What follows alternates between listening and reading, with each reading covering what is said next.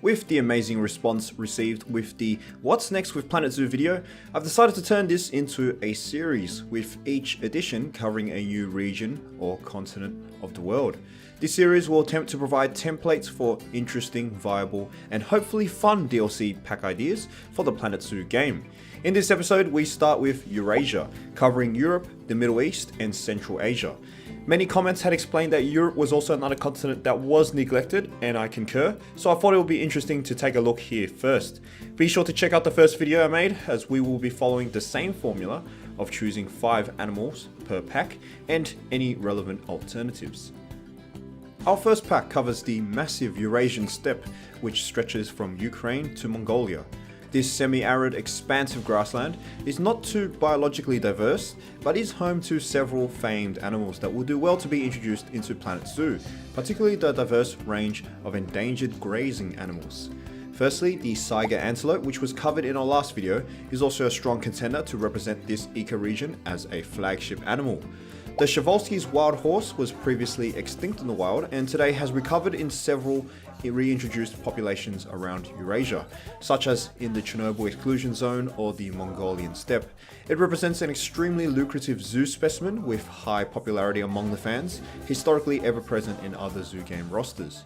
Alternatively, the similar onager could be considered with several of its subspecies dispersed over the steppe. The Mongolian wild ass and the Turkmenian kulan are the relevant candidates. Due to the lack of large ground predators in this region, the main candidates are the canids, starting with the Corsac fox. They are virtually synonymous with the Eurasian steppe and among the most populous and successful of all the predators here. Otherwise, the apex predator can be represented by the 2 subspecies of grey wolf in this region, the Eurasian wolf, which inhabits more northern fringes of the steppe, or the steppe wolf, found in the grasslands around the Caucasus, Caspian and Kazakh steppes. Understandably, with the amount of grey wolves, it is perhaps a less interesting suggestion. The Siberian roe deer are one of the few deer species that venture into the steppe and can be a candidate to improve diversity in this group of animals, but a more realistic steppe candidate is the goitered gazelle, another abundant antelope. Finally, the Pallas's cat, which is extremely commonplace in European zoos. Its dense, fluffy fur, especially around the face, resembles a plushy cat that is popular among visitors. Its range is currently fragmenting and the population as a whole is declining, but it is also another animal strongly associated with the Eurasian steppe. Into Europe proper with the Iberian pack. This pack is much more localized and very specific in animal choices that have a slight risk of overlap, but may appeal to those wishing to see more European representation from the Mediterranean scrub biome. Firstly, the Iberian lynx we covered last episode should be the major highlight of this package, as arguably the most famous animal from this region due to its conservation issues. The Iberian Peninsula is also home to a diverse variety of hares and rabbits, and this pack could usher in 1 or 2 species to introduce this group into the game. The Granada hare is abundant over the entire peninsula and applicable as the dominant Iberian species, but other hares such as the European and broom hare also share their range. The high-profile alternative is the European rabbit, of which its native range is in fact the Iberian Peninsula.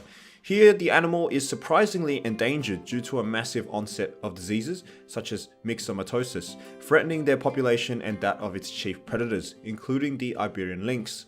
However, with their prevalence as an introduced pest in other regions of the world, and their domestication as a pet, their allure as a zoo animal is greatly diminished. The main predator here, as with most of Eurasia, is the grey wolf. The Iberian subspecies is the largest population in Western Europe, genetically and geographically isolated from the Eurasian populations since the last ice age. Their distinctness derives from the white stripes on their snouts and black blotches all over their body fur. In general, they also have a slighter build than the Eurasian wolf. Considered vulnerable, they are one of the few grey wolf subspecies with pressing conservational issues. Similarly, the Cantabrian brown bear is a separation of the Eurasian brown bear that is considerably smaller and more threatened, now residing in 2 isolated pockets in the Cantabrian mountains of northern Spain. For lack of better candidates, this animal could be considered in this pack and may be distinct enough in appearance, size, and endangerment to warrant an inclusion. The final candidate is the only wild primate of Europe, the Barbary macaque. More prevalent in North Africa, The only European population remaining resides in Gibraltar, currently some 300 individuals. Thus, it is a bit uncandid for them to be labelled as true Iberian animals, but it could still work in this pack on a technicality basis. Our next pack idea is the Alpine pack. This pack not only covers the Alps mountain range of Europe, but also parts of the Italian Apennines, which conserve some of the most intact ecosystems in Europe, providing the last refuge for Central Europe's last remaining big predators.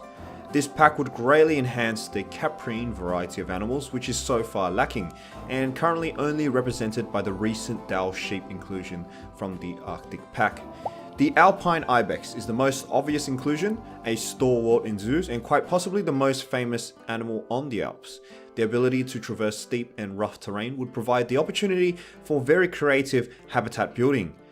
The chamois is another immensely famous European alpine animal that is distributed from Iberia to the Caucasus, but is mostly, again, associated with the Alps and presents an obvious inclusion. The predators here are variants of the usual wolf and bears that dominate the European food chain. The Italian wolf is another grey wolf subspecies with a distinct skull morphology and body plan that resembles closer to jackals in appearance. Like the Iberian wolf, it is considered vulnerable status, but its population is currently on the rise and its range expanding across the greater Alpine region.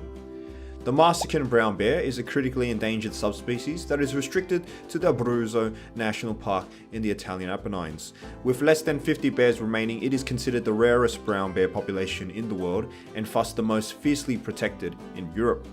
We finish off the Alpine pack with something smaller, but no less appealing, especially for diversity, the Alpine marmot. A large ground-dwelling squirrel, these marmots can be seen above the tree line in alpine meadows where they graze and occasionally consume invertebrates. They would greatly enhance the small mammal variety of the game.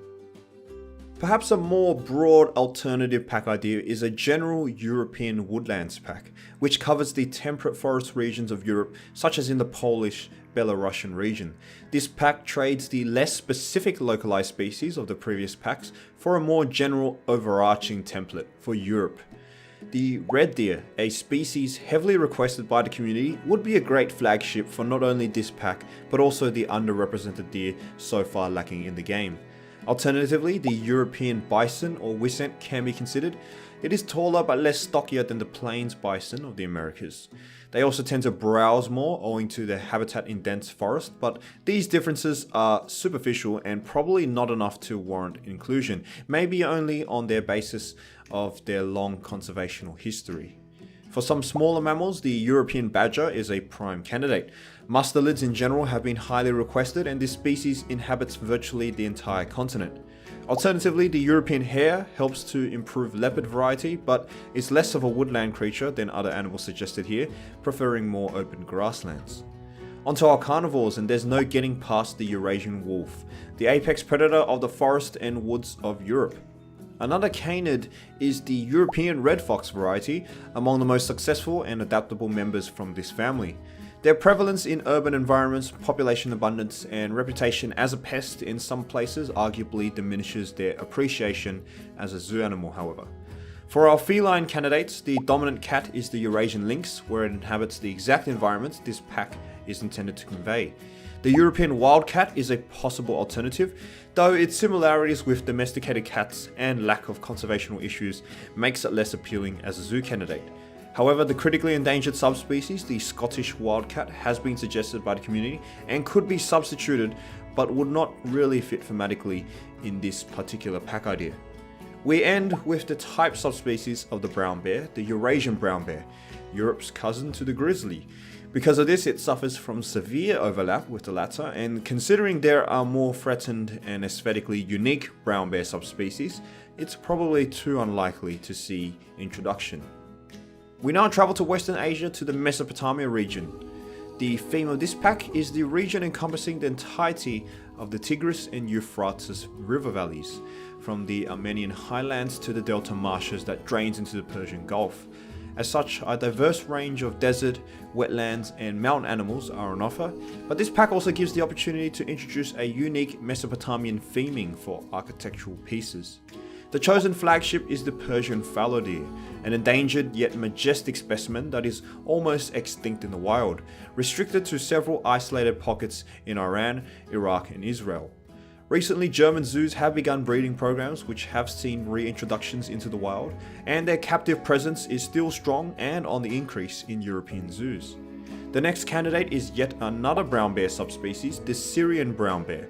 However, I actually believe this is one of the more likelier brown bears to grace the game, on account of its unique, very light brown, almost greyish fur, believed to be an adaptation for it to camouflage against the mountainous rocky terrain of its habitat. Furthermore, this subspecies is considered endangered with a declining population trend. Their rarity and uniqueness has made them quite lucrative zoo specimens, with some recent high-profile exhibits in such zoos as the Tiergarten Schönbrunn in Vienna or the Melbourne Zoo. The main apex cat in this region is the Persian leopard, another cat we covered last episode. This subspecies is among the most represented leopards in captivity and would be a very agreeable choice to represent this particular big cat in general. Our next slot covers the canids, the striped hyena being the most famous in this region. Behind India, Iraq actually holds the second highest density of striped hyenas outside of Africa, but they are still considered threatened in this country. Arabian wolves also appear, though very sporadically around the Iraqi-Kuwaiti area, and are not a major hallmark in this region, so should only be a distant alternative. Our last slot covers the niche of arid mountain-dwelling grazers. The Persian onager is considered here for its endangered status and decent representation in zoos, such as in Chester Zoo, the UK. The mouflon is widely considered to be the ancestor of modern sheep. The Armenian variety derives in the highlands that form the source of the Tigris and Euphrates. This alternative addition would help to also improve the Caprine variety. Our final pack for this Eurasian edition video covers the Arabian region, more specifically related to the Arabian Peninsula itself. The obvious theme of this pack is the desert biome, with huge potential for unique architecture theme sets to be added alongside the animals. The dromedary is the chosen flagship, not much of a surprise and in fact a hugely anticipated animal during pre-release speculation. Of course, it would overlap with the current Bactrian camel, but in my opinion both species are very different from each other to warrant both inclusions. The second candidate is the local oryx species, the Arabian oryx. Similar in body plan to the gemsbok and scimitar oryx, its horns however are very developed and elongated with slight curvature. Besides black markings around their face, they are also virtually white coloured. Alternatively, the vulnerable Nubian ibex, which inhabits mountainous areas of the Arabian Peninsula, can be considered, but less desirable than others in its genus. Our predator slots have to include the aforementioned Arabian wolf, the smallest grey wolf subspecies. Here it is adapted to the desert, its fur is short and features a thin body plan that makes it fairly distinguishable from other wolves. The wide-ranging and successful golden jackal is dispersed over Eurasia and is a contemporary in the Arabian Peninsula, where it is below the Arabian wolf on the food chain. They are equatable to sort of an Eurasian hyena. They have little conservation concern and thus there is less interest. The other predator in this region is the Arabian leopard, the smallest leopard subspecies but among the most critically endangered. They are also famous for having the lightest fur coat colouring among the leopards, resembling an almost white with black spots appearance. Our final candidate is the Hamadryas baboon. Although more associated in Eastern Africa, there is a sizable population in southwestern Arabian Peninsula. Hamadryas are one of the most commonly exhibited and popular primate editions at zoos around the globe and would be a decent consideration for this pack, although more understandable if considered in a more Afrocentric theme. And those are my pack ideas for our Eurasian edition of the What's Next for Planet Zoo series. This is the premiere debut for our new series covering the rest of the world's continents and regions. Vote in the poll for the next edition. But there are also pack ideas that are irrespective of continents and regions, and so each episode we will also present a miscellaneous pack for a bit of special variety. Today's pack idea comes in the form of recently extinct animals. Extinct animals have been heavily suggested by the community, and although many animals such as Ice Age mammals or dinosaurs have been put forth, the possibility is extremely unlikely owing to the existence of Frontier's other game, Jurassic World Evolution. In my personal opinion, an idea that is much more realistic and appropriate would be high-profile animals that have been declared extinct within the past 200 years, especially since the causations have usually involved humans, and there are important lessons for conservation. The first is the thylacine, known more commonly as the Tasmanian tiger. The thylacine was already rare on mainland Australia due to the arrival of humans and competition such as the dingo, but by the 19th century it only survived on the island of Tasmania. Relentless persecution by farmers, competition with introduced wild dogs, destruction of its habitat, and an outbreak of disease eventually resulted in extinction.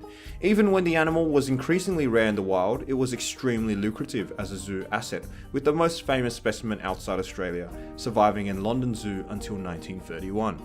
It would serve as an extremely popular addition in the game and a core representation of the theme of what this pack is really about. The next chosen candidate is another well-known, high-profile recent extinction, the quagga.